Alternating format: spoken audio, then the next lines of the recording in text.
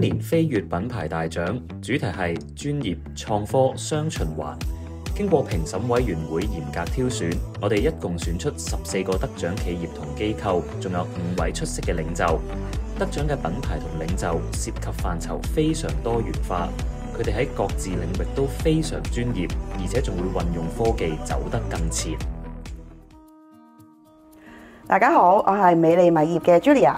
我哋公司已經喺香港做大米入口30年。我哋由泰國、越南、柬埔寨、日本咁嘅地方一路都會做進口大米入嚟香港再分銷嘅。咁我哋嘅客人咧就包括咗香港嘅超級市場啦、酒樓、酒店同埋老人院等等。而我哋美利米業咧，由開業至今咧，我哋秉承咗一個概念，就係我哋由採購到生產到運輸到客人手上咧，都係一條龍服務嘅。點樣為之源頭採購啦？我哋咧就係會親自會去到泰國、去到越南，甚至乎日本，我哋會去個農田嗰度睇下啲米究竟係咩狀況。每年喺秋天嘅時候，我哋就會馬不停蹄咁去每一個田嗰度去睇收成，務求為客人揀到最靚、最品質高嘅米嘅。咁然之後，我哋就會將啲大米採購翻嚟啦。咁我哋咧仲會喺我哋每一個國家都會有自己嘅合作伙伴，香港亦都有自設廠房。